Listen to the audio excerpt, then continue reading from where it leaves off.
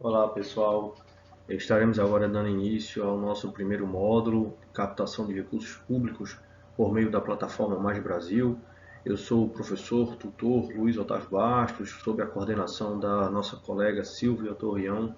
O período do curso ele está iniciando hoje, no dia 5 de outubro, e estará sendo concluído, sendo finalizado no dia 27 de outubro de 2021. Qualquer dúvida, estaremos à disposição de vocês dentro do ambiente virtual e também do grupo que já foi estabelecido lá no WhatsApp. Mas todo tipo de interação tem que ocorrer de maneira prévia e organizada, de maneira oficial, dentro do ambiente virtual e não pelo grupo do WhatsApp. O WhatsApp, não tira dúvida, algo bem simples para que a gente possa estar gerando algum tipo de interação, principalmente no pós-curso. Joia? Então vamos lá, vamos aqui para o nosso primeiro módulo, para o nosso primeiro conteúdo em si que a gente vai estar desenvolvendo no nosso curso de captação de recursos por meio da plataforma. Nesse primeiro módulo, ele é um módulo introdutório, para a gente entender o que é a operacionalização da plataforma Mais Brasil. Eu trago aqui para vocês algumas formas de captação de recursos, que não somente aquelas que a gente vai estar aqui estudando, só para a gente dar um entendimento de que há muito mais formas de captação de recursos. Entre estas, nós temos aqui a forma de patrocínio, parcerias público-privadas, de cooperação, e aí eu trago aqui algumas legislações que trazem essas informações sobre como é que a gente pode estar captando esses recursos, que não somente aquelas por meio da plataforma Mais Brasil. Por meio do patrocínio, o patrocínio ele é a provisão de recursos financeiros, recursos humanos, recursos físicos, por uma organização diretamente para um evento ou atividade em troca de uma associação direta com este. E aí a gente tem alguns casos bem claros que a gente possa estar identificando, como o Carnaval do Recife, em que recebe patrocínio, por exemplo, da Ambev, né? Parcerias público-privadas, a gente tem algumas que foram executadas e estão sendo executadas aqui no nosso estado, que é o contrato pelo qual o parceiro privado assume o compromisso de disponibilizar à administração pública ou à comunidade uma certa utilidade mensurável mediante a operação e manutenção de uma obra por ele previamente projetada, financiada e construída por meio da Lei 11.079 de 2004. Então é uma lei que já tem um certo tempo, tá? Mas que ganhou muito volume de operações recentemente, particularmente aí com o período de Copa do Mundo para cá. Termo de cooperação, a Lei 13.019 de 2014, institui normas gerais para as parcerias entre a administração pública e organizações da sociedade civil em regime de mútua cooperação para a consecução de finalidades de interesse público e recíproco. Isso aqui são algumas formas de captação, que eu falei, entre outras que a gente trago aqui para vocês, que é a iniciativa ao esporte, tá? Por meio da Lei 11.438 de 2006, em que permite que pessoas físicas, e pessoas jurídicas, que são as empresas, invistam parte do que pagariam de imposto de renda em projetos esportivos aprovados pelo Ministério agora da Cidadania, está aqui no Ministério do Esporte, mas agora é o Ministério da Cidadania. As empresas podem investir até 1% desse valor e as pessoas físicas até 6% do valor devido. Lei de Incentivo à Cultura, Lei Rouanet, conhecida como Lei Rouanet, a Lei 8.313 de 1991, ela institui o Programa Nacional de Apoio à Cultura, o PRONAC. Tá? Temos o crowdfunding, ou financiamento coletivo, financiamento de uma iniciativa a partir da elaboração de um grupo, que pode ser pequeno ou muito grande, de pessoas que investem recursos financeiros nela.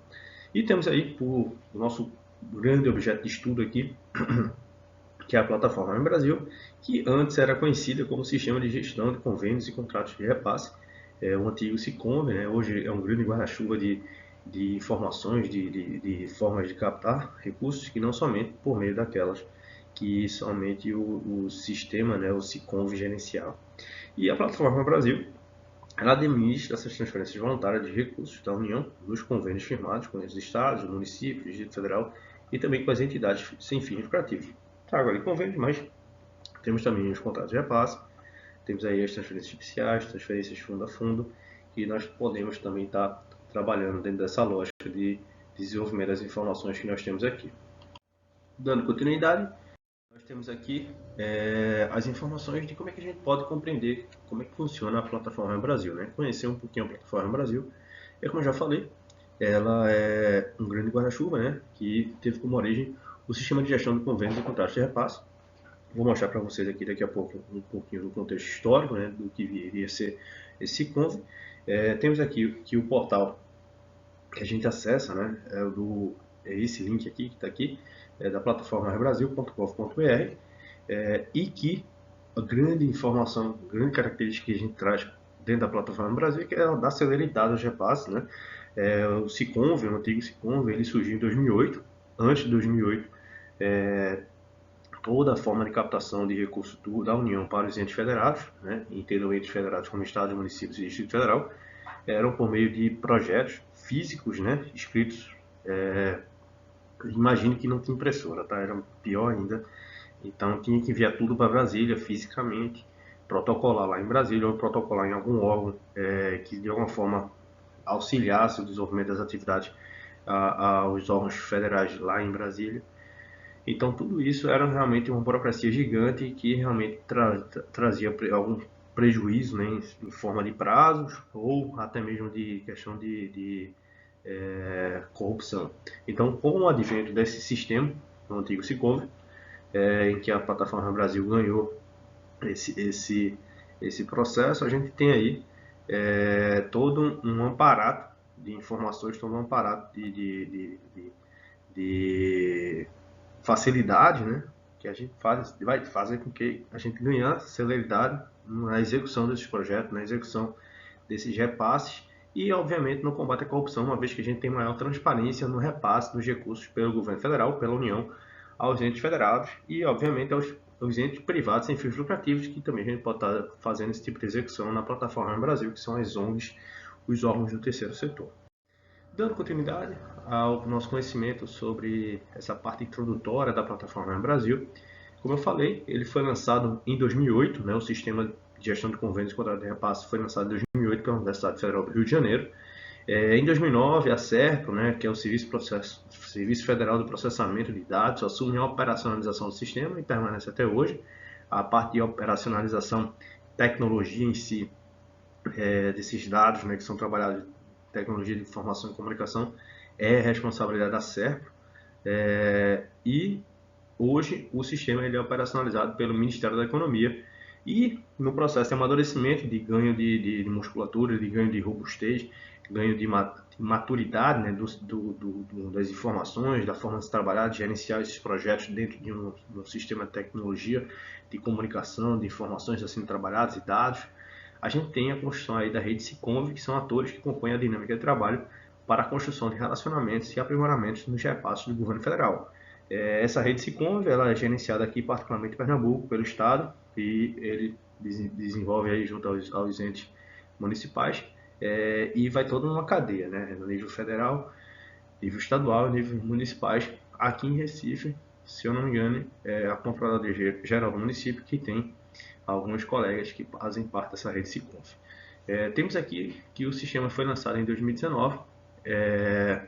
Na verdade, ele foi aprimorado, né? Lançado em si o sistema da plataforma Brasil, mas a plataforma Brasil, na verdade, é um aprimoramento do que já existia enquanto conhecimento do sistema de gestão de contratos e convênios, que é o SICONV, tá?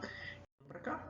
Esse aqui é o nosso site, né? É o site da plataforma Mais Brasil, em que quando a gente acessa a plataforma brasil.gov.br, a gente vai estar visualizando esse tipo de informação, em que a gente visualiza aqui no campo direito a logomarca do Ministério da Economia, os órgãos do governo, acessibilidade, entre as informações que nós temos aqui para que a gente possa estar desenvolvendo.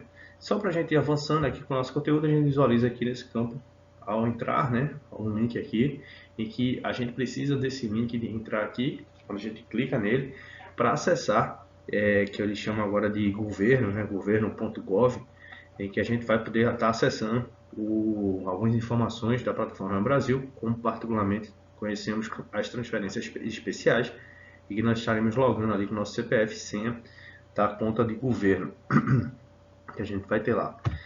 Outras informações que a gente pode estar acessando nesse primeiro layout da página da plataforma Raio Brasil é o campo de legislação. Quando você clica aqui, ele leva a gente diretamente para o site do Planalto, que lá vai ter todos os tipos de legislações pertinentes à União e aos entes federados, de alguma maneira geral, que atingem toda essa dinâmica de conhecimento. Vamos avançando aqui com o nosso conteúdo. E aí temos a primeira tela, que é a tela de acesso à plataforma Raio Brasil. Na medida que nós estamos mexendo, nós temos aqui que para acessar a plataforma Raio Brasil, nós precisaremos aí comunicar o nosso CPF, comunicar nossa senha, né? Precisa criar uma senha. Essa senha ela expira a cada 30 dias, então a gente tem que estar sempre renovando essa senha, é uma questão de segurança. Nesse outro campo de visualização da plataforma Raio Brasil, nós temos aqui que estaremos visualizando as transferências especiais, as transferências voluntárias, tá? Transferências especiais essas que a gente vai estar trabalhando de maneira mais específica em um módulo mais à frente. O acesso livre, né, que a gente pode também estar acessando o sistema sem senha. Isso aí é bem bacana também para acompanhamento da população, dos cidadãos de maneira geral. A gente também pode estar estudando tipo de legislação geral. Isso é muito importante porque a gente precisa estar compreendendo como é que se desenvolve todos os mecanismos de execução dos projetos. Tem um campo aqui que é sobre a plataforma Brasil, explicando como é que isso aqui tudo acontece, como é que isso tudo se desenvolve. A rede Imagem Brasil, como eu já falei para vocês, como é que ela é construída, como é que os atores que compõem essa rede, né, o Brasil inteiro, os gestores de captação de recursos, os gestores de projetos públicos. Então isso é muito bacana, essa troca de ideias, troca de informações. E o banco de projetos, que é um projeto bem interessante, que está sendo desenvolvido pelo Ministério da Economia, que é um grande guarda-chuva de projetos que a gente pode estar tomando como parâmetro, como modelo. E tem aqui o SIGREDE, né, que é o sistema de gerenciamento, né, que a gente tem aí dessa grande rede que vai compor, como eu já coloquei aqui, a Rede Mais Brasil, e aí uma troca de experiências, uma conexão bem interessante que está se construindo, ainda está em construção isso, né, e é talvez um grande upgrade que vai acontecer em alguns anos, em alguns meses, talvez, na medida que a gente for construindo bons conhecimentos em formato de rede, em formato de networking, de gerenciamento das nossas relações. E aí tem outra página da plataforma Brasil, que é sobre a plataforma Brasil. Nós temos aqui as transferências discricionárias e legais, e aí tem todas as informações, toda a legislação, todo tipo de conteúdo que a gente precisa estar compreendendo como é que se desenvolve. E aí o que é que a gente tem que fazer? Tem que parar, tem que fazer a leitura, tem que estudar mesmo, né? Que isso aqui está nos propondo de trazer de informações. Tem as transferências especiais, o município de Recife está começando a receber essas transferências especiais, então todas as informações estão disponíveis aqui, que a gente possa estar tirando dúvidas e na medida que a gente não conseguir tirar essas dúvidas aqui, a gente entra em contato com o Ministério da Economia para fazer com que essas informações sejam sanadas, essas dúvidas sejam sanadas. Temos aqui as transferências fundo a fundo, que normalmente a gente tem aqui com muito particularidade as transferências que vêm para a saúde, né, para os órgãos de saúde aqui do município, Secretaria de Saúde, entre outros, que de repente possam estar compondo essa estrutura gigante que é a saúde pública, particularmente aqui no município de Recife, que é o nosso objeto de estudo enquanto Prefeitura do Recife, enquanto Escola da Cidade do Recife, Escola de Governo. Joia? Temos aqui então, avançando com o conteúdo, dentro desse módulo introdutório, em que a gente, de maneira didática, compreende que devemos estabelecer 3 fases para que a gente possa estar executando o nosso projeto. A fase proposta, a fase execução, que a gente chama de fase execução, fase convênio, e a fase prestação de contas. Então eu gostaria de pedir a vocês, de maneira didática, que vocês organizem essas 3 fases na cabeça de vocês, né, para a gente desenvolver o nosso conteúdo, desenvolver o nosso aprendizado aqui. Na primeira fase, a fase proposta, é a fase inicial de captação em que a gente vai construir o projeto, inserir esse projeto no sistema, e aí chegando até o momento de aprová-lo junto ao órgão federal, após a aprovação, formalizá-lo, deixando de ser uma proposta, virando um convênio ou um contrato de repasse. Né? E aí, qual é a grande diferença entre um convênio e um contrato de repasse? O convênio, em si, ele não tem um intermediário, tá? No contrato de repasse, ele vai ter um intermediário e, obviamente, o contrato de repasse ele vai ter como caráter, obras e serviços de engenharia, reformas, entre outras características que vai envolver questões de construção, serviços de engenharia de uma maneira geral. Já o convênio não, o convênio não vai exigir essa intermediação da Caixa Econômica Federal, por exemplo, para que a gente possa estar considerando ele como um convênio e não um contrato de repasse. Então a gente vai ter aqui, vencendo essa primeira fase, a fase proposta, que é a fase inicial, a fase embrionária de organização das informações no sistema, no cadastro do sistema, em que a gente vai ter que estar construindo esse projeto, adaptando, adequando aquelas informações dentro do sistema. A gente vai ter aqui, após vencer essa primeira fase, a fase de execução, que é a fase mão na massa em si, que a gente vai executar os procedimentos de licitação, que a gente vai executar os contratos. À medida que a gente for colocando os contratos, vai começando a realizar os empenhos, os pagamentos, os documentos de liquidação. E à medida que a gente está começando a executar tudo isso, a gente já começa também a prestar contas. Então, a fase de execução, ela meio que se mistura com a fase de prestação de contas, mas não é aquela prestação de contas formal. A prestação de contas, ela vai ocorrer no período próprio dela, né? Mas levando em conta tudo aquilo que a gente executou naquele período que a gente considera uma fase de execução. Então, de maneira didática, para a gente só compreender como é que está sendo desenvolvido o nosso curso aqui, a gente divide em fase proposta, fase de execução e fase de contas. Nesse primeiro momento, eu gostaria de trazer aqui essas informações para vocês, que com a relação à operacionalização do sistema na plataforma Brasil, a gente vai estar trabalhando com chamamentos públicos, então estão sendo disponibilizados também lá na plataforma, programação orçamentária, que são a programação do orçamento próprio do governo da União, né, do governo federal, e que possam estar abrindo, sendo abertos programas que disponibilizem recursos para os entes federados. Podemos captar recursos por meio da plataforma Brasil, em que a gente tem aqui as emendas parlamentares, deputados federais, senadores, ou emenda de bancada, né?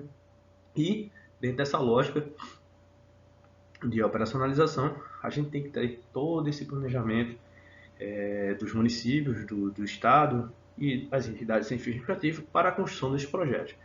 Uma das coisas que mais emperra a captação de recursos é a gente não saber, muitas vezes é um processo inverso, o recurso chega e a gente vai buscar o projeto, né? Então a gente primeiro tem que vencer essa fase, que é a fase de planejar quais projetos o município quer, quais projetos aquela entidade quer executar, e a partir de então a gente vai buscar os recursos para executar.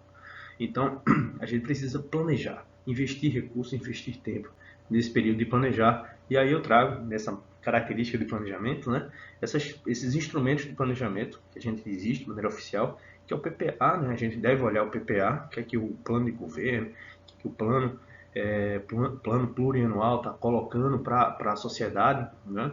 E a gente deve olhar para esse PPA e enxergar o que, é que a gente quer desenvolver para os próximos 4 anos de gestão daquele gestor, daquela entidade, e seguir como parâmetro aquele planejamento. A partir de então, a gente tem outros instrumentos de planejamento e execução desse planejamento, execução orçamentária, propriamente dito, financeira, que é a Lei de Diretrizes Orçamentárias, né, que é a LDO, e a Lei Orçamentária Anual.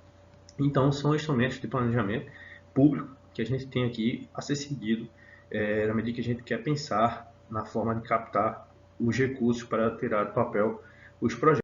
Então, para avançar, o plano plurianual, PPA, ele constitui-se de programas com metas e indicadores para cada 4 anos.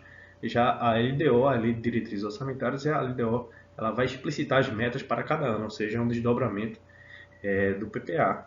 A Lei Orçamentária Anual, ela vai prover os recursos para a execução das ações necessárias ao alcance das metas, ou seja, aquilo que foi previsto na LDO e que tenha sido, então, estabelecido no PPA. Então, veja aí que tem uma relação, uma conexão bem legal, bem interessante de consequências na medida que a gente vai gerando um planejamento organizado, bem desenvolvido. Dentro da plataforma Brasil, a gente vai estar também desenvolvendo as transferências voluntárias. Só para a gente compreender o que são transferências voluntárias, são os recursos financeiros repassados pela União aos estados, Distrito Federal e municípios em decorrência da celebração de convênios, acordos, ajustes ou outros instrumentos similares, cuja finalidade é a realização de obras ou serviços de interesse comum.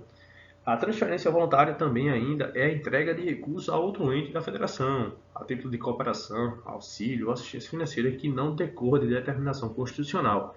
legal ou destinados ao Sistema Único de Saúde, SUS, que aí seria uma obrigatoriedade da execução daquele orçamento, tá?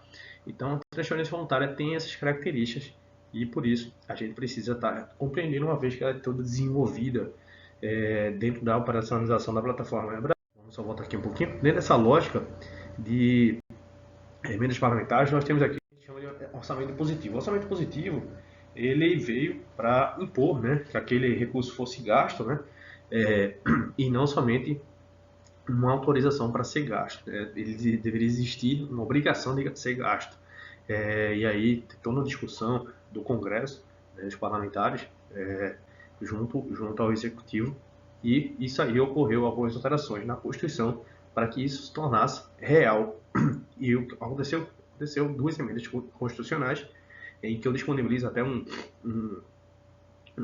livrinho, né, para que vocês possam estar estudando, possam estar aprendendo mais sobre como é que aconteceu toda essa questão contextualizada, historicamente falando, sobre essa questão do orçamento positivo, essas duas emendas constitucionais, a emenda número 86 de 2015 e a emenda constitucional número 100 de 2019, bem recente. A emenda 86 alterou os artigos 165, 166 e 198 da Constituição Federal. Já a emenda constitucional número 100 alterou os artigos 165 e 166 da CF, né, da Constituição Federal, para tornar obrigatória, né, a execução da programação orçamentária proveniente de emendas de bancada de parlamentares de estados ou do Distrito Federal. Na prática, a legislação e a execução prática do orçamento da União, né, no Brasil, considera a despesa fixada na lei orçamentária como uma autorização para gastar, e não como uma obrigação de gastar. Isso abre, então, espaço, né, para que o Poder Executivo não realize algumas despesas previstas no orçamento. Trata-se, então, do que a gente chama de orçamento autorizativo, no qual parte das despesas podem ser contingenciadas. Então, por isso, para não ter esse orçamento autorizativo, mas impositivo, na obrigação de gastar, foi alterada nessa legislação da emenda constitucional, nessas duas que a gente tem aqui estabelecidas. Eu trago um quadro comparativo. No orçamento positivo, a gente tem a despesa consignada no orçamento deve ser necessariamente executada.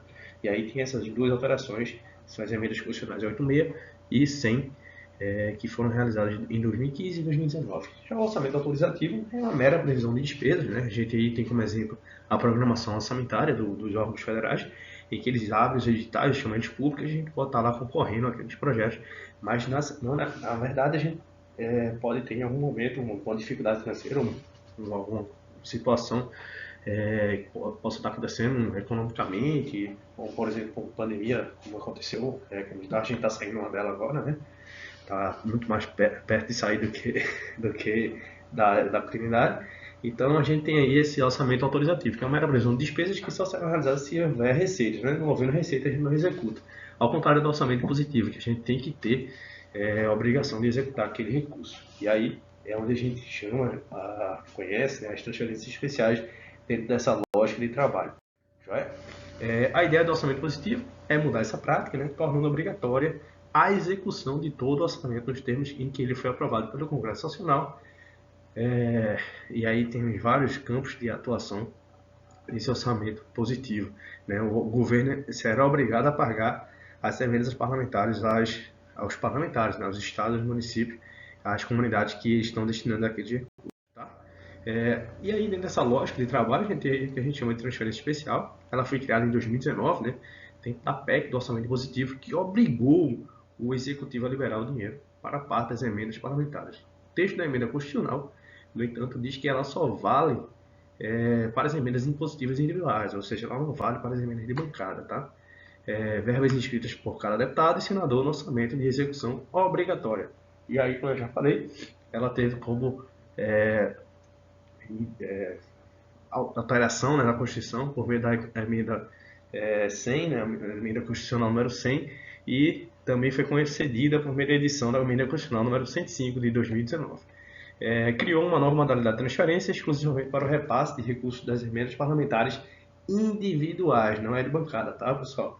E aí a gente tem algumas características que a gente pode estar visualizando no recorrer do nosso curso, não vou me adentrar aqui, mas só para a gente saber de antemão, os recursos da transferência especial não integrarão a Receita do Estado, o Instituto Federal do Município, para fins de repartição e para o cálculo dos limites de despesa com pessoal ativo e inativo. Ou seja, a gente não pode gastar o recurso da transferência especial com despesas com pessoal, encargos sociais relativos a ativos e inativos e com pensionistas, e muito menos com encargos referentes a serviço da dívida pública, né, dos municípios junto ao ente federal. Então, tem algumas exceções que a gente não pode utilizar esses recursos de transferências especiais, mas, de uma maneira geral, ela veio para facilitar e muito a execução dos recursos que são direcionados aos estados e municípios. Não é? Bom, para o primeiro módulo, o conteúdo é esse aqui e a gente vai conversando, vai dialogando nos fóruns de discussão e nos canais de dúvidas gerais. Qualquer dúvida, estou à disposição. Um abraço, um bom estudo para vocês.